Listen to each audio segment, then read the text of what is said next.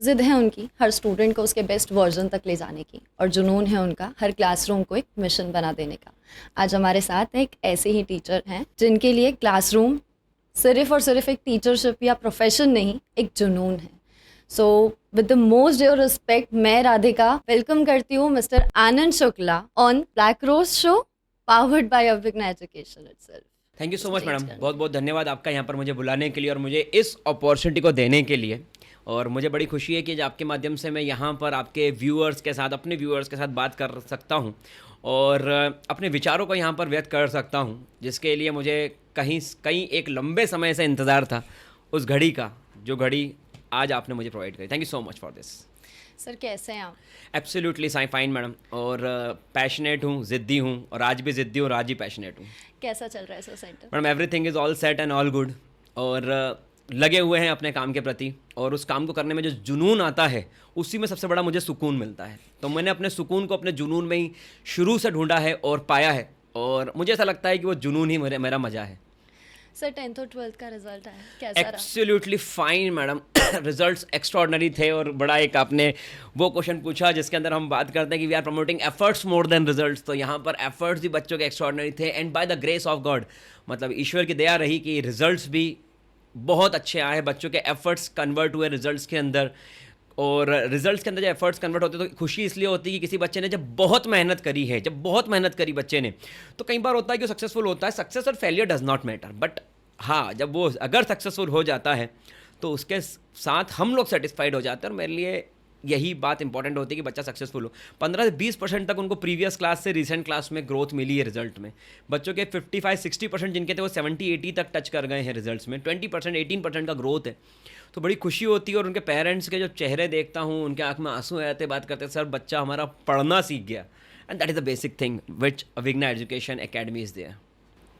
Sir काफ़ी वक्त से जानती हूँ आपको, it's been 12 years.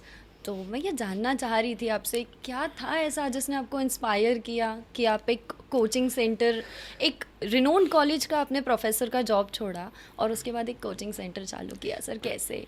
Madam actually वो दिन कुछ ऐसा था कि मैं कॉलेज में था, मैं पढ़ा रहा था बच्चों को, और एकदम से थोड़ा सा माइंडसेट ऐसा हुआ, सेशन ओवर हो चुका था। वो कभी मेरी एक जुनून के साथ साथ एक खासियत भी रही है, मैंने अपने आप को इस तरीके से प्रिपेयर किया है पिछले 18 से 20 साल के एक्सपीरियंस में। मैं कभी भी किसी काम को बीच में नहीं छोड़ता। जिस तरीके से मोहब्बत कभी किसी को बीच में नहीं छोड़ती, वैसे मैं कभी किसी काम को बीच में नहीं छोड़ता। होता मोहब्बत करने वाला बीच में छोड़ दे, लेकिन मोहब्बत किसी को बीच में नहीं छोड़ती। मोहब्बत या तो किसी को बर्बाद कर देती या पूरा आबाद कर देती, वो बीच में कभी नहीं छोड़ती। तो यही चीज़ मेरी भी रही है मेरे काम के प्रति। और हुआ क्या है मैडम कि उस दिन मुझे ऐसा लगा कि मुझे कुछ ऐसे बच्चों को पढ़ाना चाहिए कि जिनमें वो जुनून है कि वो बन के पढ़ के कुछ कर सकते हैं। और मुझे एक्स्ट्रॉर्डिनरी रिस्पेक्ट और सपोर्ट मिल रहा था वहाँ पर भी, जब मैं कॉलेज में पढ़ा रहा था बच्चों को भी, और वहाँ के फैकल्टी इंचार्ज सभी लोगों से। बट मुझे ऐसा लगा कि मुझे थोड़ा सा और उन बच्चों के बीच में उतार कर जाना चाहिए जो और भारत के लिए और बढ़िया कर सकते हैं। तो मुझे ऐसा लगा कि मुझे स्कूल टीचिंग करना चाहिए, और मैं उस समय गेट के लिए बच्चों को पढ़ाता था। वहाँ तक कि मैंने पढ़ाई कराई है, मैं एक एमटेक की भी क्लासेस लेता था। तो मुझे ऐसा लगा कि नहीं यार, अब तो मुझे ऐसा करना चाहिए कि मुझे स्कूल। तो मैंने जब बोला कि पढ़ाना है तो बोले अब कौन से कॉलेज जाओगे? मैंने कहीं जाऊँगा। बोले झूठ बोल रहे हैं। तो they did not accepted my resignation. मुझे आज भी याद है मुझे आज भी याद है, कुलकर्णी सर वॉज देयर। आप अगर सर देख रहे होगे तो आपको एक बात याद आई होगी, आज से 5-6 साल पुरानी बात है, कि उन्होंने बोला झूठ बोल रहा है। मैंने कहा नहीं सर, मैं स्कूल के बच्चों को पढ़ाओगे? कॉलेज पढ़ाते पीएचडी कर लो तो एमटेक पढ़ाना ये हो जाएगा। मैंने कहा सर पता नहीं क्यों जुनून जुड़ गया है। 6 साल से कोचिंग और कॉलेज पैरेलल कर रहा हूँ, अभी सिर्फ कोचिंग फोकस करना चाहता हूँ। तो मेरा वहीं से माइंडसेट सेट हुआ कि मैं उन बच्चों को पढ़ाऊँगा जो पढ़ना चाहते हैं। नॉर्मली इसका वर्ड लोग ये मीनिंग समझते हैं कि मैं उन बच्चों को पढ़ाना चाहता हूँ जो अच्छा पढ़ते हैं या जिनसे मुझे अच्छी अर्निंग हो सकती है। लेकिन मेरा ये कहना है कि मैं अच्छा या ख़राब पढ़ने वालों को नहीं, मैं उन बच्चों को पढ़ाना चाहता हूँ जो पढ़ना चाहते हैं। और आज आप क्लास का रिजल्ट देख सकते हैं, 15 से 20% तक का ग्रोथ है। तो उस 15 से 20% तक का ग्रोथ का कारण ही मैडम सिर्फ इसके अंदर यही आता है कि वो बच्चे पढ़ना चाहते थे और हम पढ़ गए उनके पीछे। तो जैसा कि मैंने बोला कि मैं तब भी ज़िद्दी था और मैं आज भी ज़िद्दी हूँ, और मेरे इरादे भी ज़िद्दी हैं और मेरे हालात भी ज़िद्दी हैं। तो ना हालात बदलने को तैयार है और ना इरादे मेरे बदलने को तैयार हैं। तो मैं बड़ा पैशनेट रहा शुरू से अपने काम के लिए। और वही बात दशरथ मांझी की कि जब तक तोड़ेंगे नहीं तब तक छोड़ेंगे नहीं। तो वही शुरू से चला, और वही आज इस प्लेटफॉर्म तक मुझे लेकर के आया कि मुझे आज आपका द ब्लैक रोज शो में आने का मौका मिला और आपके साथ लोगों से इस बात को करने का मौका मिला। तो thank you so much again for this. कैसा लग रहा है सर? एक्स्ट्राऑर्डिनरी आज एक छोटे से सेंटर को एक बड़े इंस्टीट्यूट में कन्वर्ट करके कैसा लग रहा मैडम है यहाँ पर मैं थोड़ा सा एक शब्द में संशोधन करना चाहूँगा कि कोई भी सेंटर छोटा बड़ा नहीं हो सकता, क्योंकि कई लोग आज अपने काम की नींव रख रहे हैं। तो अगर मैं इस बात को आपने भी कुछ सवाल पूछा, बिल्कुल सही है, लेकिन सामाजिक तौर पर ठीक हो सकता है, लेकिन जो मेरी मानसिकता और मेरे विचार है, मुझे लगता है कि हर वो संस्था बड़ी है जहाँ पर कुछ लोगों के लिए बड़ा करने का उनका टारगेट है। अगर वो सिर्फ खुद के लिए बड़ा करना चाहते हैं तो वो संस्था इतनी बड़ी संस्था नहीं हो सकती, क्योंकि अपना घर तो हर कोई चला लेता है बात तो जब है जब आप लोगों के घर रोशन कर दो। तो मेरा ऐसा मानना शुरू से रहा है इस चीज़ को लेकर के कि मैं हमेशा ऐसा कुछ करूं जिससे राष्ट्र निर्माण में कुछ हो सके। और शिक्षा एक ऐसा क्षेत्र है, आपने कई लोगों को देखा होगा घर में, रेंटेड घर में रहते होंगे, वो छोटा सा घर था लेकिन आज उनके बड़े बड़े बंगले बन गए सिर्फ शिक्षा के कारण कि उनके घर में कोई एक बच्चा पढ़ गया, और जिस एक बच्चे के पढ़ने के कारण आज वो इस मुकाम तक पहुंच गए। उनका घर वेल सेटल्ड है। और जब कोई ज़मीन से जुड़ के उठता है ना मैडम, तो आप देखना उसमें दैन्यता होती है। तो मेरा सेंटर बड़ा नहीं है, ये तो समाज का लोगों का प्यार है, आप लोगों का विश्वास है कि आज अभिज्ञा एजुकेशन एकेडमी इस प्लेटफॉर्म को अचीव कर चुका है, लेकिन इसमें कोई बड़ी बात नहीं है, ये कोई भी कर सकता है, ये सिर्फ विद्यार्थियों के कारण है। टीचर्स का जो भी सोसाइटी में रिफ्लेक्शन होता है वो सिर्फ उसके स्टूडेंट्स के कारण होता है, और उसके स्टूडेंट्स का प्यार, सम्मान, सपोर्ट, ये सारी चीज़ें एग्जिस्ट करती हैं मैडम। तो सेंटर कोई बड़ा नहीं है, सेंटर वही है आज भी। आपका सम्मान हमारे प्रति बढ़ गया, ये हमारे लिए बहुत बड़ी बात है, तो बहुत बहुत धन्यवाद उसके लिए। Thank you so much sir. Sir एक बहुत प्यारा सा मुझे किसी बच्चे ने बोला था कि सर ने ये टैगलाइन क्यों रखी है, ज़िद्दी एंड पैशनेट, क्यों है सर ये? मैं खुद भी जानना चाह रही हूँ कि क्यों आपने इसी चीज़ को टैगलाइन बनाया, एक ज़िद्दी वर्ड को टैगलाइन बनाया, जो कि यूजुअली पेरेंट्स डिसअलाउ करते हैं बच्चों को ज़िद्दी होने से। मतलब आपने क्लासरूम पे भी होमवर्क पूरा किया है बच्चों से आपकी बात हो गई है। जी जी मैडम, मेरा ऐसा मानना है कि एक छोटा सा बच्चा होता है और उसके हाथ में जब खिलौना होता है, और वो छोटा सा बच्चा जो साल भर का भी नहीं होगा शायद, उससे जब वो खिलौना छीन लिया जाता है ना, तो इतना रोता है, इतना रोता है, और तब तक रोता है जब तक तो खिलौना नहीं मिल जाता। ये जो खिलौने को लेने के प्रति उसकी चाहत है ना, जी वहीं से मुझे लाइन समझ में आई, यू शुड बी ज़िद्दी। वो 1 साल के बच्चे को पता है कि मुझे कैसे इस चीज़ को लेना है, बिल्कुल। लेकिन आज बड़े होकर के लोग इतने समझदार हो गए कि वो बोलते हैं हमसे ना हो पाएगा, हम नहीं कर पाएंगे। तुमको बचपन में पता था कि तुम ये कर पाओगे, लेकिन अब तुम बड़े हो गए, तुम शायद भूल गए हो कि तुम्हारी ताकत कितनी ज़्यादा है। तुमसे बचपन में कोई खिलौना छीन के नहीं ले जा सका, आज तुमसे लोग ज़िंदगी के सपने छीन के ले जा रहे हैं। तो मुझे ऐसा लगता है कि एक इंसान को ज़िद्दी होना बहुत ज़रूरी है। दूसरा पैशनेट होना, मतलब आपको ये पता होना चाहिए कि आपको करना क्या है। ज़िद तो ठीक है, लेकिन जब तक पैशनेट नहीं है, आप डायरेक्शन आपके पास नहीं है, तो फिर आप रैंडम डायरेक्शन में इरेगुलर और रेगुलर वे से ज़िद्दी होते चले जाएंगे। और ज़िद जब तक विवेक के साथ ना हो, वो गलत डायरेक्शन में भी जा सकती है। ज़िद्दी तो रावण भी था और ज़िद्दी तो राम भी थे, लेकिन जिसकी डायरेक्शन सही थी वो जीता। तो जिसकी डायरेक्शन सही होगी बिल्कुल वही जीतेगा। तो इसलिए आज वो मर्यादा पुरुषोत्तम राम है। तो राम ही मेरे जीवन के आराध्य हैं, और मैं उन्हीं के बताए हुए मार्ग जो रामचरितमानस है उसी के ऊपर डिपेंड होकर के अपने जीवन के निर्णय भी लेने की प्रयास करता हूँ और चलने की भी कोशिश करता हूँ। तो होए वही जो राम रचि राखा, को करे तर्क बढ़ावे साखा, वही वाली बात है इसके अंदर। तो वहीं से मुझे ज़िद्दी और पैशनेट का एक टैग लाइन सूट किया कि इस सेंटर को ज़िद्दी और पैशनेट लोग ही चलाएंगे। और आज भी सेंटर को आनंद शुक्ला नहीं, ज़िद्दी और पैशनेट लोग ही चला रहे हैं। I am a servant of that centre. बहुत सुंदर सर, बहुत खूब विचार हैं आपके, काफ़ी स्पिरिचुअल भी हैं आप, पर स्पिरिचुअलिटी के अलावा मैंने सुना है आप काफ़ी ज़्यादा स्ट्रिक्ट भी हैं, बहुत ज़्यादा स्ट्रिक्ट हैं। मैंने ऐसा काफ़ी, क्योंकि मैं खुद भी कहीं ना कहीं आपसे पढ़ी हूँ, ऑल्दो मुझे वो स्ट्रिक्टनेस कभी देखने को मिली नहीं, बट हाँ शायद जो बच्चे हैं, जो पेरेंट्स हैं, जो काफ़ी ज़्यादा आपका नाम और फेम है, वो बस इसी वजह से है कि आप स्ट्रिक्ट हैं। तो सर ऐसा क्या है इस स्ट्रिक्टनेस में? मैडम क्या होता है कि जब कोई बच्चा, आपने देखा होगा, फिर से मैं उदाहरण लेता हूँ कि बच्चों से बहुत सीखने को मिलता है। एक बच्चे सीखने को मिलेगा, कोई चींटी से भी बहुत सीखने को मिलेगा। चींटी की एक ऐसी कहानी है कि चींटी अपने वजन से 8 गुना वजन ज़्यादा उठा के चलती है, जो क्षमता हाथी में भी नहीं है। तो वहाँ से भी एक सीखने को है। अब बात करता हूँ मैं कि ये जो स्ट्रिक्टनेस है, एक बच्चा गरम प्रेस पकड़ने जा रहा है। अब वो गरम तवा या प्रेस पकड़ने जा रहा था, आप उसको रोकोगे नहीं, तो उसको लगेगा इसमें क्या है जो मुझे रोका जा रहा है। वो फिर से उस प्रेस को पकड़ने के लिए आगे बढ़ेगा, और आप फिर उसको बोलेगे नहीं इसको पकड़ना नहीं है, और वो बोलेगा कि पता नहीं इसके अंदर क्या छुपा हुआ है कि मुझे इसके पास जाने नहीं दिया जा रहा है। वहीं से वो बात शुरू होती है कि मुझे तो अब यही करना है। देन वो जो उसकी माँ होती है वो उसके साथ चिल्ला के स्ट्रिक्ट होती है कि तुमको समझाया ना, इसके पास नहीं जाना है। और उसके बाद वो बच्चा उसके पास नहीं आता, इस डर के कारण उसकी इच्छा, मन अभी भी उसको वहीं खींच रहा है। ठीक है, तो मन एक बहुत खतरनाक चीज़ है, आपको पता ही होगा। तो मन उसको, बच्चे के अंदर भी वो खींच रहा है कि मैं तो जाकर के इस प्रेस को पकड़ लूँगा और माँ चिल्ला रही है कि नहीं नहीं, इससे तुम्हारा हाथ जल जाएगा। तो अल्टीमेटली जब वो माँ चिल्ला के उसको वो बात बोलती है तो बच्चा उस प्रेस के नज़दीक नहीं जाता है। तो ये जो स्ट्रिक्टनेस है उस बच्चे के लिए ही फ़ायदे के लिए है। ये उस बच्चे को अभी समझ में नहीं आती, लेकिन जब कभी वो गलती से उस प्रेस को उसकी माँ की एब्सेंस में पकड़ लेता है तब उसको एहसास होता है कि वो माँ कितनी इंपॉर्टेंट थी जिसने स्ट्रिक्टली उस बच्चे को। तो हम लोग भी क्या होता है, बच्चे वेरियस माइंडसेट के साथ आते हैं, और क्योंकि आजकल ज़माना सोशल मीडिया का हो गया है तो बच्चे बहुत सारी उन नॉलेज को भी गेन कर चुके हैं जो उनकी एज के अकॉर्डिंग ठीक नहीं है। तो अब क्या होता है, पढ़ाई करना त्याग की बात है।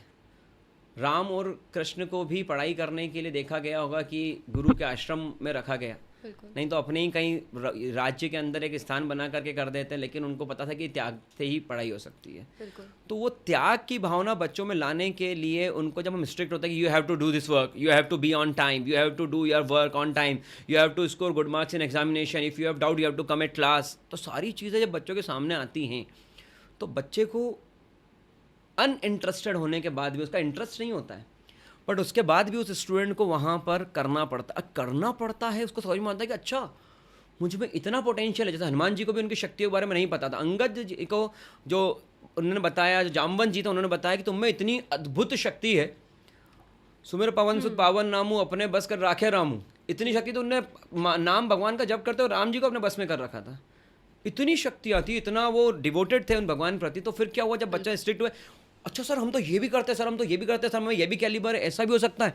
अब बच्चा उससे इंप्रेस होना शुरू हुआ और अब बच्चे को लगा कि नहीं मैं भी पढ़ाई कर सकता हूँ। और उस बच्चे के साथ मैं आपको एक बात बताऊँ, क्या पेरेंट्स, क्या टीचर, क्या स्कूल, क्या स्टूडेंट्स, क्या उसके दोस्त, सब एक ही उसको बात बोलते हैं, तुम मैथ्स में ख़राब हो, तुम साइंस में ख़राब हो, तुम पढ़ने में ख़राब हो, तुमसे नहीं हो पाएगा। हाँ, वो होता ही। तब उस बच्चे में एक जिज्ञासा जनरेट करना, एक इच्छा शक्ति उसकी जनरेट करना कि नहीं you can also do it. वो बच्चा इसलिए नहीं पढ़ पाता क्योंकि कोई उसको बता ही नहीं पाता कि आप पढ़ सकते हो। तो वो स्ट्रिक्टनेस वो ये बताती है अनइंटेंशनली कि तुम भी कर सकते हो, और जब तुम भी कर सकते हो, वो विश्वास उसके ऊपर कोई लेकर के आता है तो वो बच्चा अपना संपूर्ण देने का प्रयास करता है। और फिर जो रिजल्ट्स आते हैं वो पूरी दुनिया के सामने अभिज्ञा एजुकेशन एकेडमी के कि क्या एक्स्ट्राऑर्डिनरी रिजल्ट्स हैं। तो वो उनके एफर्ट्स से जो उनके ही रिजल्ट्स में कन्वर्ट हुए, इसमें हमारा 0% इन्वॉल्वमेंट है। या मैं कैमरे पर ये बात बोल रहा हूँ, बच्चों के रिजल्ट्स में हमारा 0% इन्वॉल्वमेंट है, क्योंकि बारिश की बूंद सब पर एक जैसी गिरती है, लेकिन पत्थर पे कभी फूल नहीं हुआ करते, और ज़मीन कभी ऐसा नहीं होता कि उसमें बीज हो, ज़मीन उपजाऊ हो और उस पर फूल ना उगे। सो ये स्ट्रिक्टनेस मैडम यही काम करती है, बारिश की बूंद है। अब जो इसको जैसा ग्रैब करें वो उसके ऊपर है।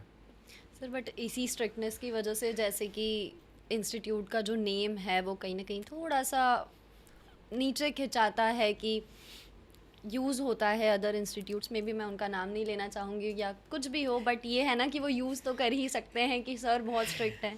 तो यूजुअली बच्चे भी ये करते हैं कि नहीं इतनी स्ट्रिक्टनेस में नहीं पढ़ना है। मैडम ने क्लास और मार्केट रिसर्च दोनों करी अभिज्ञा एजुकेशन के बारे में, तो मैडम आप बड़ा ज़्यादा होमवर्क करके आए हैं। मुझे तो लग रहा था बस एक कॉमन सा पॉडकास्ट होगा जिसके अंदर जाकर के मुझे अपने एक्सपीरियंस से शेयर करना होंगे। मार्केट तक की रिसर्च आपने की हुई है यहाँ पे।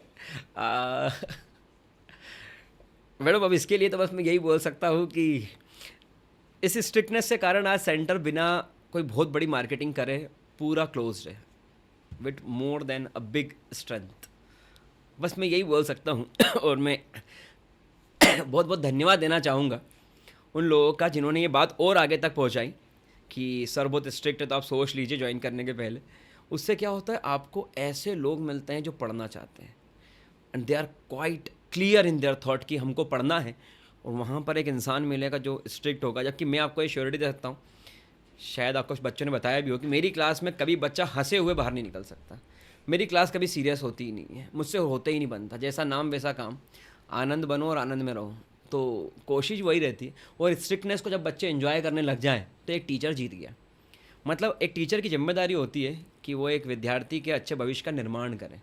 अगर आप ही का बच्चा है और वो गलत काम कर रहा था, आपकी जिम्मेदारी कि उसको आप बताएं कि ये ठीक नहीं है, that is the basic thing madam. और जो लोग ऐसा करते हैं तो मैं तो उनका शुक्रगुजार हूँ, बहुत बहुत धन्यवाद देता हूँ कि उनके माध्यम से ये बात पहुँची और मुझे बड़ा सिलेक्टेड निश मार्केट मिला और बड़ा सिलेक्टेड क्राउड मिला है।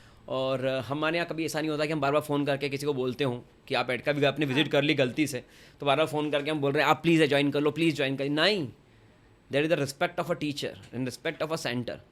और हमारे यहाँ पर हम एक एंट्रेंस एग्जाम लेते हैं, उसके बाद एडमिशन देते हैं, ना कि एंट्रेंस एग्जाम देकर बाद स्कॉलरशिप ले लो। हमारे भी स्कॉलरशिप मिलती है, बट एक लिमिटेड सीट्स रखी है और एक लिमिटेड पैटर्न रखा है ताकि हमें एक ऐसा क्राउड मिले जो पढ़ना चाहता है। कई बच्चे सिलेक्शन नहीं होता तो बोलते हैं सर एक बार और एग्जाम देते, हम कहते हैं 1 वीक बाद दीजिए आप। तो जो लोग ऐसा बोलते हैं और फिर एक बहुत अच्छी लाइन है, क्योंकि अभी कुछ लोगों ने मेरे बारे में कुछ मुझे पता चला था तो मुझे अच्छा लगा उसके अंदर। तो एक बड़ी लाइन बहुत अच्छी है कि बातुल भूत विवश मतवारे, ते नहीं बोले बचन बिचारे, तिनकर कहा दिए नहीं काना। जो बड़े बड़बोले लोग होते हैं कई बार वो सोच विचार के नहीं भी बोलते हैं, तो जो बुद्धिमान लोग होते हैं वो उनके बातों को कान सुना नहीं करते। तो शायद आज अवीना एजुकेशन इसीलिए स्टैंड कर रहा है कि हम तो हमारी मार्केटिंग जितनी कर रहे हैं वो कर ही पा रहे हैं, लेकिन बहुत ज़्यादा मार्केटिंग करते नहीं। लेकिन हमारे जो बच्चे हैं वो कर देते हैं और बाकी ये लोग कर देते हैं। कहाँ नहीं जाना है, बोले अविघ्ना। कहाँ नहीं जाना है, बोले अविघ्ना। सबको नाम रट गया, कहाँ नहीं जाना, बोले अविघ्ना। बोले क्यों नहीं जाना है, वो बच्चे जैसा, चलो एक बार चल के देखते हैं। तो जैसा बच्चा वो प्रेस पकड़ने जाता है वैसे ही वो लोग आके विजिट करते हैं। और by the grace of God, ईश्वर की दया है दीनानाथ की कि काफ़ी अच्छा रिस्पॉन्स है और आज भी हम सेटिस्फाइड हैं। इतनी स्ट्रिक्टनेस के बाद भी बच्चे बहुत पसंद करते हैं सर आपको, और Thank ये you चीज़ so तो much, मैंने ma'am. खुद ने भी देखी है कि नहीं जाना है फिर भी आना आपके पास ही है। Thank you so much ma'am, thank you so much. Sir एक बहुत इंटरेस्टिंग सा सवाल आया था मेरे पास एक बच्चे का कि मुझे बस ये जानना है कि मेरे मोबाइल फ़ोन यूज़ करने पे सर को कितना ऑफेंसिव होता है। जैसे पेरेंट्स मना करते हैं, यूजुअल क्वेश्चन बच्चे का ये था कि जैसे पेरेंट्स मना करते हैं कि फ़ोन यूज़ नहीं करना, टीचर्स भी मना करते हैं फ़ोन यूज़ नहीं करना, बट आज की टेक्नोलॉजी ऐसी है कि फ़ोन के बिना कुछ चल नहीं रहा। तो कितना सही लगता है आपको बच्चों का फ़ोन यूज़ करना, और अगर वो सही है तो किस हद तक वो सही है? मैं बच्चों का फ़ोन यूज़ करना गलत नहीं मानता। कभी भी मुझे ये नहीं लगता कि बच्चों का फ़ोन यूज़ करना गलत है, क्योंकि आफ्टर कोविड ऑनलाइन प्लेटफॉर्म्स काफ़ी ज़्यादा ग्रो हो गए। जो पहले कागज़ पेन पे टेस्ट हुआ करते थे, जो ऑनलाइन टेस्ट होते हैं, हमारे यहाँ पर टेस्ट सीरीज़ है, उसमें थाउजेंड्स ऑफ क्वेश्चन है, थाउजेंड ऑफ क्वेश्चन है। बच्चों के भी 10th बोर्ड में पेपर आए, आप देख सकते हैं बहुत सारे पैटर्न के क्वेश्चंस क्लास के ही आ गए, बहुत सारे मेरे लाइव सेशंस के क्वेश्चंस आ गए। बोर्ड्स में 12th में भी ऐसा ही कुछ हुआ है कि क्लास में मटेरियल दिया था उनके क्वेश्चंस आए हैं। क्योंकि हम बहुत ज़्यादा प्रमोट करते नहीं, इसलिए कई लोगों को पता नहीं है। जब आपके चैनल के माध्यम से हो सकता है ये लोगों तक पहुँच जाए। तो अगर कोई पेरेंट्स ये बोलता है कि बच्चे मोबाइल फ़ोन यूज़ नहीं करना चाहिए, वो टोटली गलत है। इस पर थोड़े संशोधन की ज़रूरत है कि आप मोबाइल फ़ोन यूज़ ना करें, इसकी जगह ये होगा कि आप सोशल मीडिया यूज़ ना करें। अगर आप सोशल मीडिया यूज़ नहीं करते हैं तो आप ज़्यादा फोकस्ड हो जाएंगे अपने करियर के लिए, क्योंकि जब आप मोबाइल फ़ोन यूज़ नहीं करते तो आप लाइव सेशंस, वीडियो सेशंस, आज best total faculties all over the India जो हैं वो बेस्ट फैकल्टीज़ फ़ोन पर अवेलेबल हैं और बेस्ट क्वालिटी कंटेंट के साथ। जो मैं बात बोल रहा हूँ आपको समझ में आ रही है? एग्जैक्टली। तो आपको वीडियो कंटेंट भी समझ में आएगा। हमारी ऐप के ऊपर 10th क्लास के अंदर मोर देन 300-500 वीडियोज़ हैं, मैथमेटिक्स पे, साइंस पे। बच्चा पूरा कंटेंट पढ़ सकता है और it's in a reasonable cost, in a reasonable. Exam time में हमने कॉस्टिंग कर दी तो उसकी 1 मंथ के लिए सिर्फ 35 रुपीज़, और उसमें हर maximum best book, previous years question, सब कुछ है। तो बच्चा घर बैठ करके पढ़ाई कर सकता है अगर वो सिंसियर है। तो ये वीडियो आप देख रहे हो, आप सिंसियर हो, आपको सब समझ में आएगा। कोई ने बिठा दिया आपको इस वीडियो को देखने के लिए, आप मेरे से कनेक्ट नहीं कर पाओगे। सो ऑनलाइन प्लेटफॉर्म अगर बच्चा यूज़ नहीं करता है तो मैं मानता हूँ बच्चा आपका 10 साल पीछे रह जाएगा। तो mobile phone is really very good, बच्चे को यूज़ करना चाहिए, लेकिन social media is not good. Social media कब आपके लिए बेहतर से बेहतरीन हो जाएगा कि जब आपको ये पता हो कि मैं अभी इंस्टाग्राम पे जा रहा हूँ और फेसबुक पर जा रहा हूँ या कोई और प्लेटफॉर्म पर जा रहा हूँ, मुझे क्या देखना है, पहले बताओ मुझे क्या देखना। आप बुक ओपन करते हो, आपको पता होता है I have to study application of derivative, I have to study particular chapter of the book. लेकिन but when you go for social media you are not quite clear that what you have to study. यहाँ से फिर बात बिगड़ जाती है, वहाँ पर वो रैंडम विजिट करता है।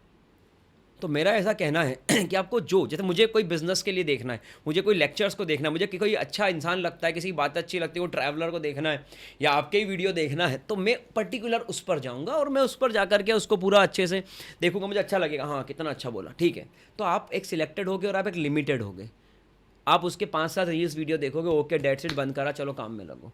बट एक आज के समय में होता है कि जीवन का एक लोगों का उद्देश्य है कि मरने से पहले 2 लाख रील देख के ही मरेंगे, तो वो Random सुबह से उठ जाते हैं, scrolling काम में कर- लग जाते हैं, वो 2 लाख रील का उनका टारगेट है। आपका लड़का क्या करता है, बहुत बढ़िया मोबाइल चलाता है, 1,70,000, ओ हमारा लड़का तो 1,90,000, लड़की तो 1,90,000 पहुँच चुकी है, उसका तो 5 लाख का टारगेट है। That is useless. मतलब मेरा कहना ये है कि जिससे मोहब्बत करते हो उसी की तस्वीर देखो। सबकी तस्वीर देखोगे तो मोहब्बत सच्ची नहीं हो पाएगी। तो इंस्टाग्राम कुछ ऐसा ही है या सोशल मीडिया ऐसे ही कि आपको जो रील देखना वो देखो ना, दिन भर देखो, बस आपको जिसकी देखना आप उसकी देखो। सबकी देखो, टाइम पास कर रहे हो, पर फिर कुछ आ गया, फिर आजकल लोगों का मूड फ्लक्चुएशन 30-30 सेकंड का हो गया है। मुझे लगता है आ गया कि 5-5 सेकंड का नहीं हो जाए। लोगों को समझ में नहीं आ रहा करना क्या है। मतलब एक नहीं होता कि आप बार बार चेक कर रहे हो क्या कुछ आया तो नहीं, बोल कुछ नहीं, कुछ आया तो नहीं। मतलब ये कुछ डिप्रेस्ड जैसी फीलिंग है कि you are quite alone in your life. Go with the books, books पढ़ो, go with your studies, studies करो। तो जिससे प्यार है आपको, आप जिससे प्यार करते हो आप उसको फॉलो करो। तो इंस्टाग्राम पे मैं जिसका कंटेंट देखना पसंद करता हूँ मैं उसी का देखूंगा। अगर मैं सबकी तस्वीर देखूंगा तो सच्ची मोहब्बत कैसी। और जैसा मैंने बताया कि मोहब्बत या तो आपको पूरा पागल कर देगी या पूरा आपको बादशाह बना के छोड़ेगी। मोहब्बत करने वाले बीच में छोड़ सकते हैं, मोहब्बत बीच में नहीं छोड़ेगी, या तो इस सवाल या तो इस साइड या उस साइड। तो इसलिए मेरा कहना यही है सभी पेरेंट्स को, बच्चे को मोबाइल फ़ोन से तो कनेक्ट करें, लेकिन कभी भी सोशल मीडिया पर ऐसी सर्फिंग न करने दें। आपको कोई ऐसा कंटेंट देखना है जो नहीं देखना चाहिए तो ठीक है, आपको देखना है तो गो फॉर दैट ओनली, और देख के बाहर हो जाओ, तो ही आप लाइफ में सक्सेसफुल हो पाओगे। नहीं तो जीवन का ये उद्देश्य रह जाएगा कि 5 लाख रील देखने का टारगेट है हमारे बच्चे का, बोल रहा है मम्मी जाने के पहले 5 लाख रील तो देख के जाऊँगा। तो ये टारगेट यूजलेस है आई थिंक। तो बच्चों को सोशल मीडिया से दूर रखना चाहिए, मोबाइल फ़ोन से बिल्कुल दूर नहीं रखना चाहिए। सर अब बढ़ती टेक्नोलॉजी और जैसा कि आपके अकॉर्डिंग मोबाइल फ़ोन्स यूज़ करना सही भी है, तो एआई कितना अच्छा है और किस हद तक अच्छा है? अच्छा, सेकेंडली मेरे को एक ये भी है पेरेंट्स का कि बच्चे एआई यूज़ कर लेते हैं, होमवर्क हो गया, काम ख़त्म। तो कितना बेटर है बच्चों का एआई से कनेक्ट करना? एआई सच में जॉब्स खा रहा है? क्या ओपिनियन है? Are you really, can you really imagine your life today without AI? So my नहीं। Answer is no. Artificial intelligence is your part of life. मतलब पहले तो मतलब हवा पानी ही, फूड क्लोथ शेल्टर, ये बेसिक थिंग ऑफ लाइफ थी। फिर धीरे से लाइट भी आ गई, फिर धीरे से अभी मोबाइल फ़ोन भी घुस गया जीवन में कि तू हो नहीं हो मोबाइल फ़ोन होना। वो रिलेशनशिप में भी लोगों का आ गया, मोबाइल तो हम नहीं छोड़ेंगे, 1 घंटा तो देखेंगे। ये आजकल पेरेंट्स बच्चों को, बच्चे पेरेंट्स को, पति पत्नी को, पत्नी पति को, ये सब चल रहा है। अब एआई भी आ गया, और मतलब वही बात थी, काम क्रोध लोभ मोह मद मत्सर तो पीछा छोड़ नहीं रहे थे, और अब मोबाइल फ़ोन और बीच में घुस गया है, फेसबुक इंस्टाग्राम स्नैपचैट, इनसे ही बचो। तो एआई बहुत इम्पॉर्टेंट है आज के समय में अच्छे काम के लिए, बट आपको उसका यूज़ करना आना चाहिए। लोग बोलते हैं कि एआई के आने से जॉब चली जाएगी। मैं ये बोलता हूँ टेक्नोलॉजी आने के बाद चेक कर लो पिछले 30 साल 20 साल, क्या जॉब गई या बढ़ी है? जॉब बहुत बढ़ गई हैं। आप लोकल मार्केट से ग्लोबल मार्केट पहुंच चुके हो, सिर्फ किस कारण से? सिर्फ और सिर्फ मार्केट में कंप्यूटर आने से। कंप्यूटर्स आने अभी एआई आया है और मार्केट बढ़ेगा और मार्केट बढ़ेगा। अभी फॉरेन एजुकेशन में कुछ कंट्री, चाइना है, उसने एआई को शायद 4th या 6th क्लास से इंट्रोड्यूस कर दिया, सब बच्चे पढ़ेंगे कंपलसरी। तो एआई को बच्चों को यूज़ करना चाहिए। बट अब जैसे आपने बोला होमवर्क, अब बच्चे को ये समझ होना चाहिए कि चाकू से सब्जी भी कटती है और हाथ भी। अब आप सब्जी काटोगे नहीं तो कैसे खाना कैसे खाओगे? सब्जी नहीं बनेगी तो अच्छा नहीं लगेगा रोज़ रोज़। तो आपको चाकू से सब्जी काटना है कि हाथ काटना है, it's all up to you. आप देख देख के होमवर्क कर लेते हो, ठीक है। इसके तो पहले ही बहुत सारे ऑप्शन थे, हर जगह लूप होल्स होते हैं। लेकिन एआई आज कंटेंट क्रिएशन की बात करें, वीडियो क्रिएशन की बात करें, एनालिसिस की बात करें, तो एआई आज के टाइम में एक बहुत स्ट्रॉन्ग फीचर है। और इसके साथ जिसने कोप अप नहीं करा तो ये वो भागते हुए 7 घोड़े हैं रथ के अंदर बंधे हुए। ये एक ऐसा घोड़ा है एआई कि जिसकी अगर लगाम कसना आपको नहीं आई तो आप युद्ध में खुद ही हार जाओगे। बहुत बढ़िया। तो एआई जो है वो बहुत स्ट्रॉन्ग एक टेक्नोलॉजी आई है, और मैं तो बहुत सपोर्ट करता हूँ इसका, और मैं यूज़ भी करता हूँ, और it makes my work simple, it makes my work simple. तो एआई एक बहुत स्ट्रॉन्ग, इवन आप अभी जो शायद देख रहे होंगे तो सर्फिंग करते करते शायद मेरा ये पॉडकास्ट का वीडियो आपके पास आया होता, it's also because of AI. So really I support AI, और पेरेंट्स को और बच्चों को तो बहुत अच्छे से यूज़ करना आना चाहिए। चलिए, बहुत खूब सर, बहुत अच्छा लगा मेरे को ये जान के कि कोई तो है जो मेरे फ़ोन चलाने पे और एआई चलाने पे बिल्कुल भी मुझसे डांटने वाला नहीं है। और इसके अलावा सर एक रैपिड फायर राउंड रखना चाह रही थी मैं आपके साथ, बिल्कुल, अगर मैम। आपकी परमिशन हो तो। मैं कोशिश पूरी करूँगा कि मैं बेस्ट आंसर दे पाऊँ उसके अंदर। सर मैं सिर्फ वर्ड लूँगी, आप उसको एक्सप्लेन कर दीजिएगा। Try my level best, success, satisfaction, knowledge, inspiration. Love. Love is something which can not be explain in words. अगर बहुत आपकी खूबसूरत। आंखें हैं, मतलब अगर आप उसकी आंखों में पढ़ सकते हो तो वो प्यार है। प्यार शब्दों में बयान नहीं करा जा सकता। Money, distraction. Final, Indian education system. The best. एक और सर, फिर एक फाइनल। इतने अच्छे आंसर्स हैं कि एक और हाल फिलहाल मेरे दिमाग में अभी भी क्लिक कर रहा है कि स्पिरिचुअलिटी क्या है सर? पूर्ण समर्पण। इफ़ यू और आर पूर्ण एक्चुअली स्पिरिचुअल तो आप पूर्ण समर्पण हो जाते हो। आपको ये पता होता है कि जैसे मैं राम जी को आराध्य मानता हूँ, तो ये भी उन्हीं की प्रेरणा से है। तो मेरा ऐसा मानना है कि जहाँ कोई नहीं है वहाँ भी राम है। दैट इज़ पूर्ण समर्पण। और ये पूर्ण समर्पण आपको लाइफ में बहुत आगे ले जाता है, और आपके अंदर ईमानदारी सबसे ज़्यादा होती है लाइफ में। तो इसलिए, और मेरा ऐसा मानना है कि if you want to become successful you should be spiritual. ऐसा मेरा मानना है, बट हाँ ये पर्सनल थॉट है मेरा कि if you want to become successful you should be spiritual. Sir कुछ मैं नए टीचर्स और काफ़ी सारी टीचिंग फील्ड्स में मैं कनेक्शन में आई थी अभी, तो सबका आपसे सिर्फ एक ही सवाल है, टीचिंग फर्टर्निटी के लिए आपकी एक सिंपल एडवाइस क्या होगी? अगर आपसे पूछा जाए बाय द टीचर्स तो आप उन्हें क्या एडवाइस करना पसंद करेंगे? एक्चुअली मैं इतना बड़ा कुछ हूँ नहीं कि मैं टीचर्स को कुछ एडवाइस कर सकूँ, but what is the main thing as per my point of view कि मैं अगर मैं खुद टीचर हूँ तो मैं खुद को एडवाइस क्या करूँ, मैं ज़्यादा बेटर वो होगा कि किसी और को एडवाइस करने की जगह मैं खुद के अंदर कुछ इम्प्रूवमेंट की कोशिश करूँ और खुद को एडवाइस करूँ। तो एक टीचर को सबसे ज़्यादा डेडिकेटेड होना चाहिए। होता है कभी कभी उसको ये सिलेक्ट करना पड़े कि और ये होता है कि आप अपनी फैमिली के अंदर कुछ इश्यूज़ हैं उनको सॉल्व कर सकते हैं और आप अपना लेक्चर ले सकते हैं। तो टीचर कई बार ये प्लान करता है I am coming after my lecture and see with your problem, और उसको सॉल्व सॉर्ट आउट कर दूंगा। तो टीचर समर्पित होना चाहिए, क्योंकि टीचर एक ऐसा इंसान है कि जिसका सम्मान अगर भारत के राष्ट्रपति भी है, स्पेशली मैं इंदौर की बात इंडिया की बात करता हूँ कि भारत के अगर राष्ट्रपति भी है या प्रधानमंत्री भी है और अगर उनके सामने उनका गुरु होगा तो वो भी उस अपने गुरु के झुक के पैर छुएंगे। ये टीचर है, ये टीचर का लेवल है। टीचर को धन से बाध्य नहीं किया जा सकता और शिक्षा धन से खरीदी भी नहीं जा सकती। शिक्षा खरीदने की चीज़ नहीं है। तो एक शिक्षक की बहुत बड़ी जिम्मेदारी होती है राष्ट्र निर्माण के लिए। तो टीचर को पूर्ण रूप से समर्पित, ईमानदार और बाहर से सख्त अगर उसकी इच्छा हो तो, लेकिन अंदर से नर्म इतना होना चाहिए कि अगर उसके मुंह का निवाला भी बच्चा मांगे कि सर जो आप खा रहे हो मुझे दे दीजिए, मुझे भूख बड़ी लगी, तो वो निकाल कर। और एक टीचर भारत की तो मैं श्योरिटी ले सकता हूँ कि हमारा देश ऐसा है कि यहाँ पर गुरु शिष्य परंपरा शुरू तो चली आई है। तो भारत के अंदर गुरुओं का इतना सम्मान है, शिक्षकों के इतनी इज्जत है शिक्षकों की, कि आप अगर उस बात को देखेंगे तो आपका सम्मान शिक्षकों का इतना ज़्यादा आपको हर जगह दिखेगा समाज में कि आपको लगेगा कि ये इंसान के पास शायद इतना धन ना हो, लेकिन इस इंसान के प्रति लोगों की जो समर्पण की भावना है वो एक्स्ट्रा ऑर्डिनरी है। और शिक्षक को सिर्फ मैं ये बोलना चाहूँगा अपने लिए कि इसका ध्यान रखते हुए अपने सारे कार्य करना चाहिए। एक शिक्षक ही राष्ट्र निर्माण का कार्य करता है। मैंने जैसा बताया कि राष्ट्रपति और प्रधानमंत्री भी होंगे और उनके सामने उनका शिक्षक आ जाएगा तो वो वहाँ पर भी झुक के उसके पैर छुएंगे।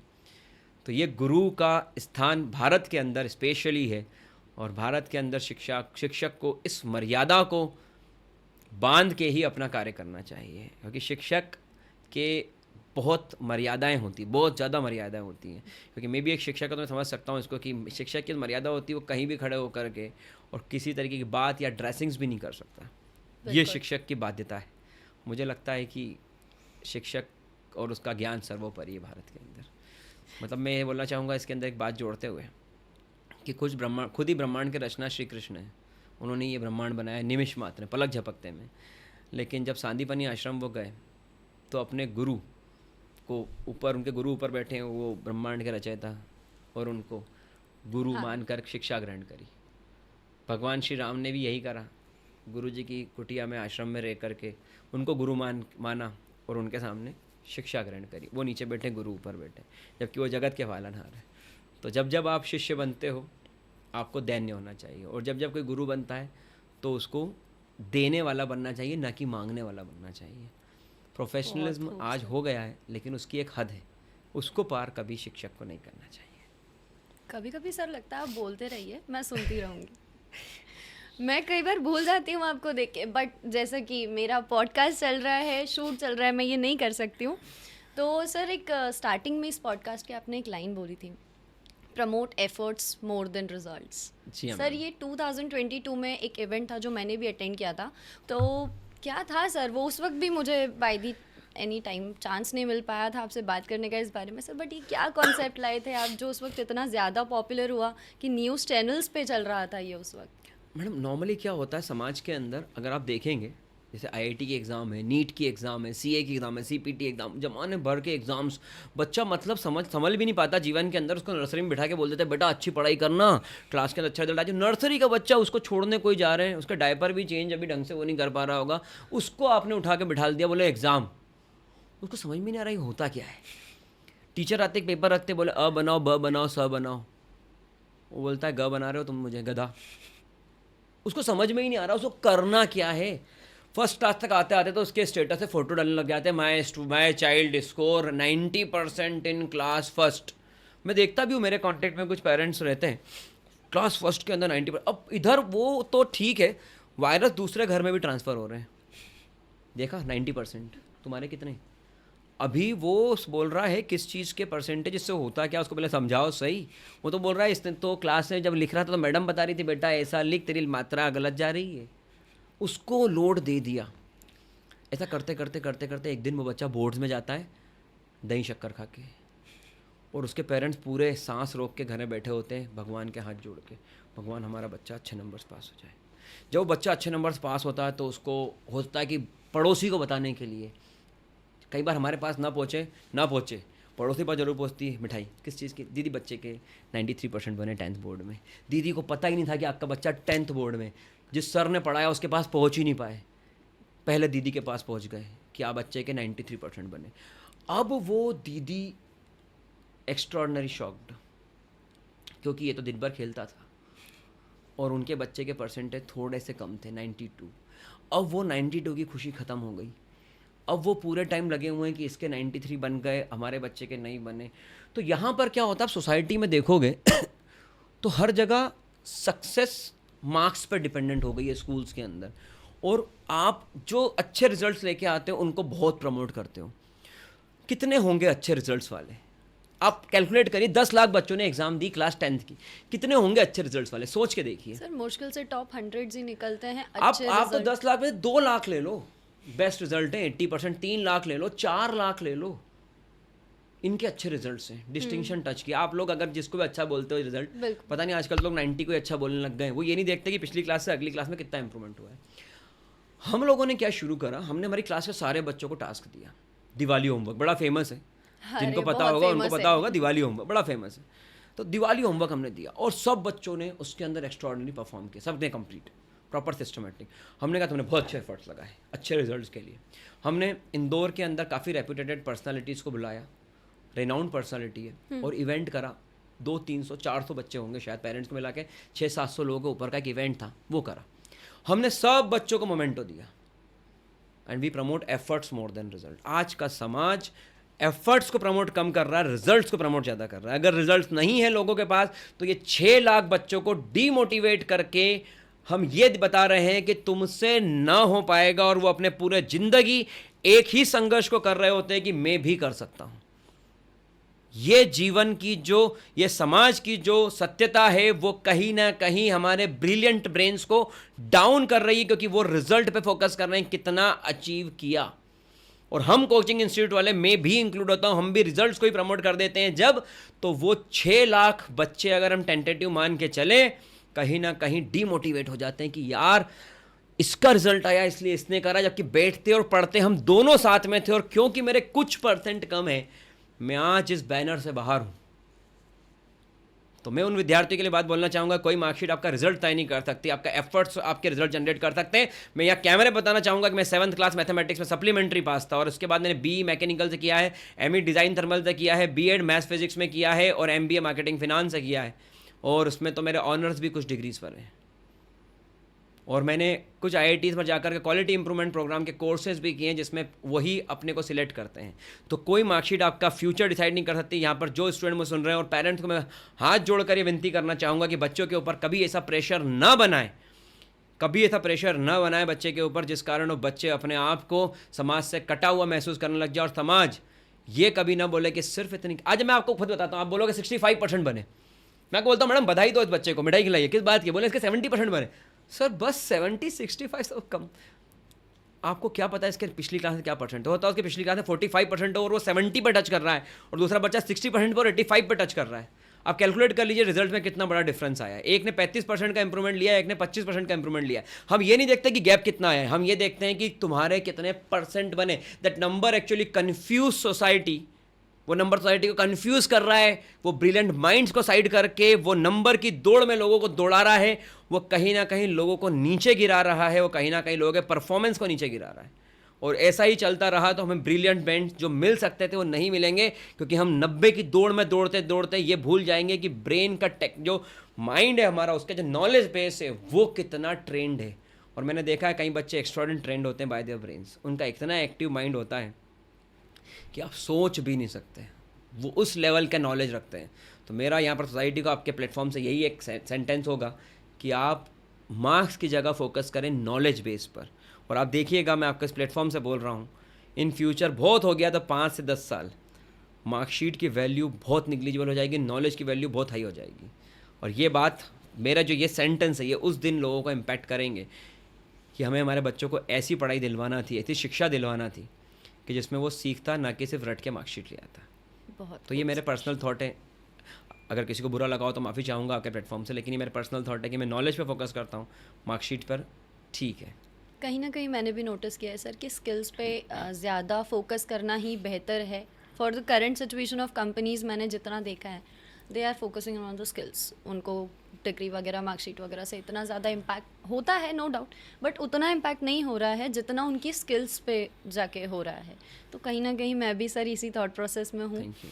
सर इसके अलावा कहीं ना कहीं मेरे को इस बात से, आपके इस टैगलाइन से कि promote efforts more than results, ये रियलाइज़ हुआ कि अब जो मेंटल प्रेशर बच्चों पे दिन पर दिन बढ़ता जा रहा है, जिसकी वजह से कई सारे, शब्द तो नहीं बोलना चाहूँगी मगर सुसाइडल केसेस या डिप्रेशन केसेस, काफ़ी सारे बच्चे मेरे पास भी हैं ऐसे जो अक्सर आते हैं कि मैं ये अचीव नहीं कर पाया, इस वजह से आज मैं डिप्रेशन में हूँ, या मैं सुसाइडल थॉट्स रख रहा हूँ, या कुछ ऐसी चीज़ें।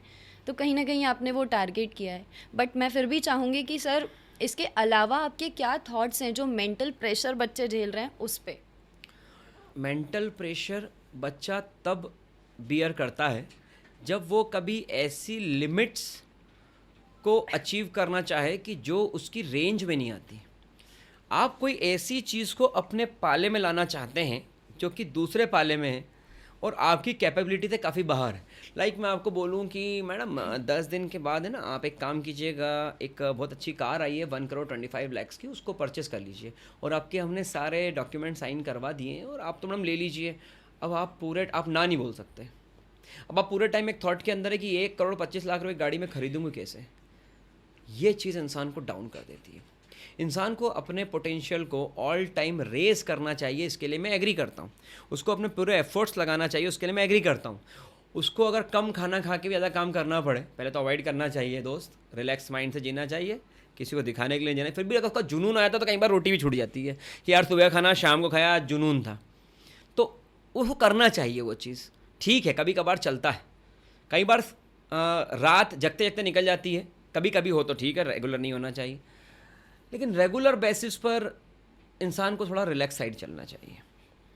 इंसान को अपने प्रयासों को बढ़ाते रहना चाहिए, इंसान को अपने एफर्ट्स को इम्प्रूव करना चाहिए, अपने आप को इम्प्रूव करना चाहिए, उसका हक है। बट किसी बंदिश में आकर के किसी चीज़ को करना, क्योंकि मोहब्बत होती है तो दिल से होती है, किसी के बोलने से मोहब्बत नहीं हो सकती। और मोहब्बत होती है तो अपने आप केयर भी होने लग जाती है, किसी को बोलना नहीं पड़ता कि तुम केयर करो। एक माँ अपने बच्चे से मोहब्बत करती तो उसको केयर अपने आप करती है। तो मोहब्बत हो तो दिल से हो। तो यहाँ पर भी वही चीज़ है कि जब आपको जुनून चढ़ेगा तो आपको मोहब्बत हो रही है, और जब मोहब्बत होगी तो पूरे दिल से होगी, और जब दिल से होगी तो अपने आप केयर होगी। तो आप ये जो वर्ड्स आए हैं नेगेटिव साइड, ये कभी होगा नहीं आपके अंदर, क्योंकि आपने अपने पूरे एफर्ट्स तैयारी करी। Take an example, medical exam, आपने दी IIT प्रिपरेशन, आपने पूरे एफर्ट्स, और पूरे एफर्ट्स लगा के जब आपने तैयारी करी तो उसके बाद क्या होगा? तो मैंने जहाँ से एक लाइन बोली थी, होए वही जो राम रचे राखा, को करे तर्क बढ़ावे साखा। इसलिए मैंने बोला कि अध्यात्म जरूरी है सक्सेसफुल सेटिस्फाइड लाइफ के लिए। आपने सक्सेस बोला था, मैं सेटिस्फैक्शन बोला था। सक्सेस कुछ है ही नहीं है, तो सेटिस्फैक्शन है सक्सेस है। तो आपको पूरा एफर्ट्स लगा के आपने कभी धोनी का रॉकेट शॉट देखा? बिल्कुल सर। देखा ही होगा आई थिंक। वो कैसा 6 मारा था उसने और भारत वर्ल्ड कप जीत गया था। उसने क्या करा था? उसने बैट लिया था, फोकस कीजिएगा मेरी बात को, 1 मिनट में डिप्रेशन खत्म हो जाएगा। उसने बैट लिया था, बॉल आई थी, शायद 2-3 बॉल थी, और रन 4-5 ऐसे के ऊपर चाहिए थे। बड़ी थासे थमी हुई थी हमारे इंदौर वालों की, तो राजवाड़ा की तरफ जाने के लिए।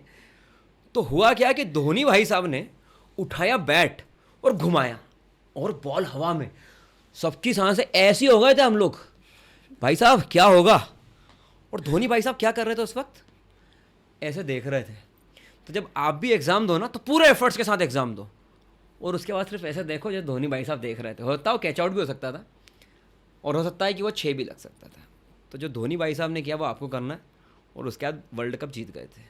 बेसिकली एफर्ट्स पे फोकस करना है, तो एफर्ट से रिजल्ट्स तो फोकस करो। automatically जब वो आ ही बॉल जाएंगे। हवा में है तो अपना धोनी भाई साहब कुछ कर सकते हैं ना हम कुछ कर सकते हैं।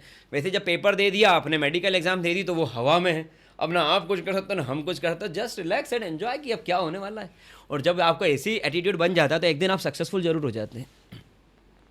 काफी एक बात मैं आपको बताना चाहूँगा कि एक शब्द है, वो शब्द किसी ने लिख दिया है, उसका नाम है हार। हार नाम का एक शब्द सभी ने, जो मेरे व्यूअर्स ने सुना होगा कि आप डिप्रेशन में क्यों जाते हो, क्योंकि आपको किसी ने एक शब्द सिखाया है। जैसे मैं आपसे आपने मेरे से इतना क्वेश्चन पूछा, एक शब्द क्वेश्चन पूछता हूँ, क्या आप कोई ऐसा शब्द अभी के अभी बोल सकते हैं जिसको ना आपने कभी सुना हो, ना पढ़ा हो, ना देखा हो और ना लिखा हो? नहीं, Possible कभी नहीं बोल सकते आप। आपको 10 दिन का टाइम देता हूँ मैडम, फिर भी ट्राई कर लीजिए आप, कभी नहीं हो सकता। Possible ऐसा ही किसी ने पता नहीं लिख दिया है वो शब्द, और उस शब्द का नाम है हार। और फिर ये शब्द वायरल हो गया, जैसे कि रील्स और वीडियो तो वायरल होते हैं, और सबको लगा कि अच्छा हम हार गए तो क्या होगा, हम हार गए तो क्या होगा, हम हार गए तो क्या होगा। फिर ये दिमाग में बैठ गया, हम हार गए तो क्या होगा, जबकि ऐसा कोई शब्द होता ही नहीं है। नहीं, कभी नहीं होता। शब्द होता है या तो हम जीतते हैं और या फिर हम सीखते हैं। हम हारते कभी नहीं है, क्योंकि अगर हम जीतते नहीं हैं, हम अगर जीतते नहीं हैं तो हम फिर प्रयास करते हैं। जिस यूट्यूब पर आप अगर मेरा प्लेटफॉर्म देख रहे हो, यूट्यूब भी पहले अनसक्सेसफुल था, फिर उन्होंने यूट्यूब नाम रख के काम करा और फिर सक्सेसफुल हुआ। व्हाट्सएप कंपनी के जो ऑनर थे, उन्होंने फेसबुक में अप्लाई किया था और उनको जॉब नहीं मिली थी, तो उन्होंने व्हाट्सएप पूरा सॉफ्टवेयर ही बना दिया, और उसको बिलियंस ऑफ डॉलर्स में ख़रीदना पड़ा जकरबर्ग अंकल को। तो हम जीतते हैं या हम सीखते हैं? जितने लोगों ने अपने जीतने नहीं पर सीखा है वो सब सक्सेसफुल हो गए, और जितने लोगों ने नहीं सीखा है, वो सक्सेसफुल नहीं हो पाए। तो सक्सेसफुल नहीं हो पाए मतलब अभी उनको सीखने की जगह और बनानी पड़ेगी। तो आपको सिर्फ एक हार शब्द बहुत गलत है जो किसी ने दे दिया है, आप उस पर ध्यान न दें, क्योंकि अगर आप जीतते नहीं हैं तो आप एक स्टूडेंट है मेडिकल की मेरी और उस स्टूडेंट का 5 साल तक सिलेक्शन नहीं हुआ, और उसने दूसरे कोर्सेज करे और प्रिपरेशन करती रही। 5 साल के बाद उसने नीट एग्ज़ाम क्रैक करी और अभी वो मेडिकल की तैयारी कर रही है। 5 साल के बाद। आप में पेशेंस की कमी होती है, इसलिए उस वर्ड आपको आप अपने आप पर हावी कर लेते हो, और वो वर्ड है आपका हार, क्योंकि आप में पेशेंस की कमी होती है। अगर आप में पेशेंस है, आप कभी लाइफ के अंदर हारेंगे ही नहीं, क्योंकि वो शब्द बना ही नहीं है। वो शब्द तो उनके लिए बना जिन्होंने बोला कि अब मैं तो नहीं करूँगा मेहनत, अब मैं आलसी हो गया हूँ, अब मुझसे ना हो पाएगा। तो फिर वो बोलता अच्छा तू एक वर्ड बोलना सबको। बोले क्या वर्ड बोलेगा? तो तू बोलना बेटा मैं हार गया। अच्छा जी अंकल, मैं अब जाके सबको बोलूँगा कि मैं हार गया। मैं कैसे बोलूँगा हार गया, लेकिन मैं तो आलसी हूँ। नहीं, और लगे रहो। इलॉन मस्क की कहानी सबने सुनी होगी, पढ़ी होगी। और लगे रहो, आप सक्सेसफुल ही हो। ईश्वर अंश जीव अविनाशी, हम ईश्वर के अंश हैं, हम अविनाशी हैं। हमारा माइंडसेट हमेशा सक्सेस की तरफ ही जाएगा और हम हो जाएंगे।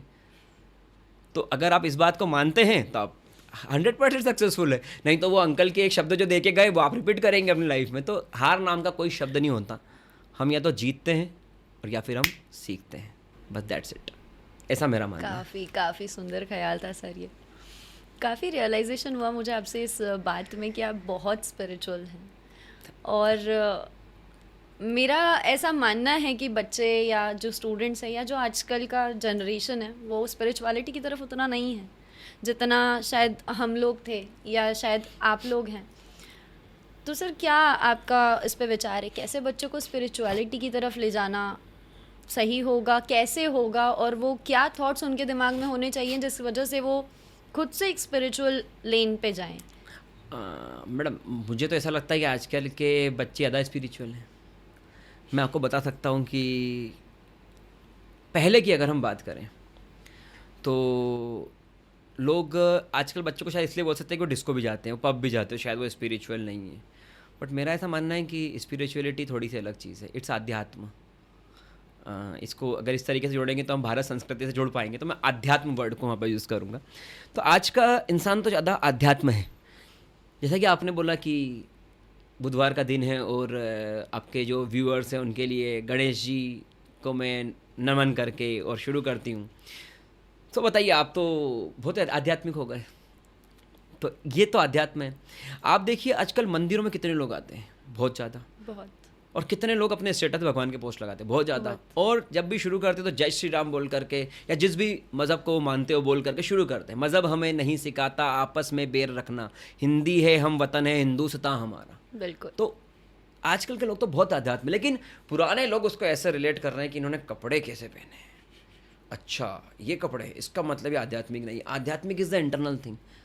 आध्यात्मिक वस्त्रों पे निर्भर नहीं करता, आध्यात्मिक विचारों पे निर्भर करता है। और जो वस्त्र देख के आध्यात्म का अनुमान लगाते हैं वो धोखा खा जाते हैं। तो आध्यात्म विचार है, आध्यात्म आपकी जीवन शैली है, आध्यात्म आपकी दैन्यता है। और आध्यात्म धर्म क्या है, जैसे आपसे उन्होंने पूछा, महाभारत का एक कुछ इंसिडेंट है कि पूछा धर्म क्या है, धर्मराज युधिष्ठिर को बताने के लिए कि धर्म क्या है। उनका नाम मैं भूल रहा हूँ, जो शैया पर लेटे थे, तो उन्होंने उनसे पूछा कि धर्म क्या है। तो बोले धर्म एक वो सूक्ष्म वस्तु है, और युधिष्ठिर को ये पता है तो कोई ज़रूरत नहीं है उसको बताने के लिए।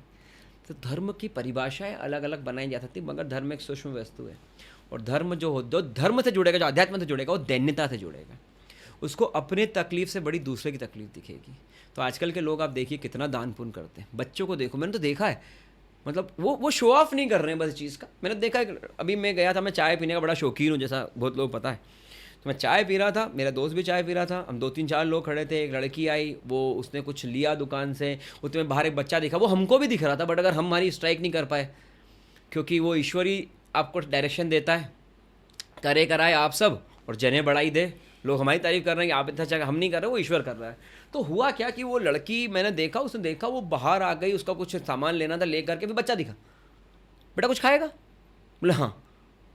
तो वो अंदर गई, उस बच्चे को साथ भैया खाएगा, बोल दीदी क्रीम रोल दिला दो, उसे 2-3 और कुछ ले ले। तो उसने क्रीम रोल ले लिया, कचौरी ले ली, थोड़ा दो, ठीक है भैया कितना हुआ पे करा। उसके चेहरे पर ही भाव ही नहीं आया कि उसने कुछ दान पुण्य करा। और लोग थोड़ा सा करते हैं तो भीड़ लगा लेते हैं। तो आजकल के लोग, आजकल की यंग जनरेशन तो बहुत आध्यात्मिक है मैडम, बहुत। और जैसा कि मैं प्रेमानंद जी महाराज से इंस्पायर्ड हूँ, और वो उनका बहुत ही सटीक बात करते हैं, बहुत अच्छी बात करते हैं। मैंने देखा उनके उसमें यूथ क्राउड बहुत स्ट्रांग है, और यूथ राधे राधे राधे राधे। तो मुझे बड़ा अच्छा लगता है, और मुझे भी बड़ा इंस्पिरेशन मिलती है उनसे ही। मैं इंस्पायर्ड होकर के शायद जो थोड़ा बहुत सीख पाया हूँ कि उनकी दया है। तो मुझे बड़ा अच्छा लगता है वो देख करके कि आज का यूथ इतना इंस्पायर्ड है। अब आप उनके ड्रेसिंग से अगर अनुमान लगाएंगे तो they are clear vision and clear thought. तो इसलिए मुझे ऐसा लगता है कि आजकल का यूथ, इसलिए मैंने आपके क्वेश्चन को क्रॉस किया इस जगह पे कि आपके विचार भी सही हैं, लेकिन मेरा जो एक देखने नज़रिया होता है चीज़ों को थोड़ा अलग होता है। मुझे उसमें लगता है कि आजकल का यूथ बहुत ज़्यादा आध्यात्मिक है, और बड़ी अच्छी चीज़ है ये, बहुत अच्छी चीज़ है ये। बिल्कुल सर, बहुत अच्छा लगा आज आपसे मुझे बात करके, आपके ये ख्याल जान के, क्योंकि किसी टीचर का इतना क्लियर होना अपने माइंडसेट में, अपनी चीज़ों में, और उसका यूथ को इतना सपोर्ट कर पाना, जहाँ हर फैमिली का कोई ना कोई ओल्ड पर्सन उसको बैकड आउट ही कर रहा है। ऐसे नहीं है कि हर फैमिली में होता है, but most of the families में बैकआउट होता है। कभी कभी मुझे भी हो जाता है कि why are you doing that, होता है, और उस क्वेश्चन को आंसर करने में कोई प्रॉब्लम नहीं है, बट जब वो वहाँ पर एक स्ट्रिक्ट रोक लग जाती है तो कहीं ना कहीं एक प्रॉब्लम क्रिएट होता है कि यार अभी आगे बढ़ना है, करें कैसे। बट ठीक है, एक टीचर का इन सब चीज़ों में सपोर्ट में आना मतलब हम जैसे स्टूडेंट्स के लिए तो बहुत बड़ी बात हो गई सर। बहुत ही अच्छा लगा, आपका बहुत प्रीशियस टाइम मुझे मिला आज। मैंने I mean I am very blessed. मैं शायद कैसे इसको बयान करूँगी कि मैं अपने टीचर को क्वेश्चन कर रही हूँ। I mean ma'am thank you so much, मुझे बड़ा अच्छा लगा इसके अंदर कि आपने इतना अच्छा इसको करा। एक वर्ड आपने बहुत अच्छा पूछा था, मैं उस वर्ड की और बात करना चाहूँगा जिसने आजकल समय में सबका दिमाग घुमा रखा है। लोग सो नहीं पा रहे हैं शांति से, जी नहीं पा रहे हैं शांति से, काम नहीं कर पा रहे हैं शांति से। वो वर्ड है आपने पूछा सक्सेस। हाँ सो मैडम अगर मैं यहीं पर हॉल में ही 5-6 लोग हैं उनसे पूछूं कि आपसे पूछूं, आपकी टीम से पूछूं दैट व्हाट इज़ सक्सेस, तो आपकी डेफिनेशन कुछ सक्सेस ही होगी। किसी को सक्सेस में फेम चाहिए, किसी को नेम चाहिए, किसी को मनी चाहिए, किसी को सक्सेस में उससे काम करने में मज़ा आता है। तो अब बताइए सक्सेस की डेफिनेशन क्या है? तो सक्सेस की कोई ऐसी स्पेसिफाइड डेफिनेशन नहीं होती। हर किसी ने सक्सेस अपने हिसाब से माना हुआ है, बिल्कुल। लेकिन जब वो उसकी सक्सेस को दूसरे की सक्सेस से जोड़ लेता है तब वो डिस्ट्रैक्ट हो जाता है। मैंने अंबानीज़ के कुछ वीडियो देखे हैं और मैंने मुकेश अंबानी जी का जो वीडियो देखा उसके अंदर मुझे ध्यान है कि बड़े सिंपल से एक शर्ट जो आउट था और ट्राउज़र के अंदर जा रहे हैं। तो उनकी नज़र में सक्सेस का मतलब होता है कि उनको काम करना है, उनका काम उनका जुनून बन चुका है। तो जैसा आपने बोला मनी, तो मैंने बोला डिस्ट्रैक्शन। क्योंकि क्या होता है स्टार्टिंग में तो मनी आपको मोटिवेशन देता है, लेकिन एक समय के बाद पैसा कमाना आपके लिए सब कुछ नहीं रह जाता। तब जो मनी है वो आपके लिए जो जनरेट करता है वो है distraction. You will be distracted कि अच्छा ये काम कर ले, क्या इसमें और पैसा, ये काम कर ले, तो आप अपने गोल से ही हट गए। और आज के समय में आप देखिए अभी एक मुझे जहाँ तक थोड़ा ध्यान है, अगर वो न्यूज़ सही है या फेक मुझे नहीं पता, मगर सुना था मैंने कि इलॉन मस्क ने अपना बर्थडे 24 आवर्स काम करते हुए सेलिब्रेट किया। Elon Musk, do you really think कि उसको पैसों के लिए काम करने की ज़रूरत है? डू यू रियली थिंक कि अंबानीज़ को पैसों के लिए काम करने की ज़रूरत है, अडानीज़ को पैसों के लिए काम करने? लेकिन आप सबसे, हम सबसे ज़्यादा आज के समय में ये लोग काम कर रहे हैं। तो क्यों ये लोग इतना और कैसे ये लोग इतना काम कर पाते हैं? So basic thing is their dedication, their efforts, their mindset. तो सक्सेस आपको एक मोटिवेशन देती है एक पर्टिकुलर डायरेक्शन में, और आपकी सक्सेस का डेफिनेशन अलग हो सकता है और दूसरों की सक्सेस का डेफिनेशन अलग हो सकता है। तो मेरा ये मानना है कि कभी भी आप सक्सेस को इंटर रिलेट ना करें। होता है उसके लिए पैसा सक्सेस हो, आपके लिए फेम सक्सेस हो, किसी और के लिए कुछ और सक्सेस हो। तो सक्सेस एक पर्टिकुलर डायरेक्शन में अगर मूवमेंट करती है आपके हिसाब से, और उसको अगर आप प्रॉपर स्पिरिचुअल आध्यात्म से जोड़ते हैं, तो आपको जो मिलेगा वो सेटिस्फेक्शन विद सक्सेस होगा।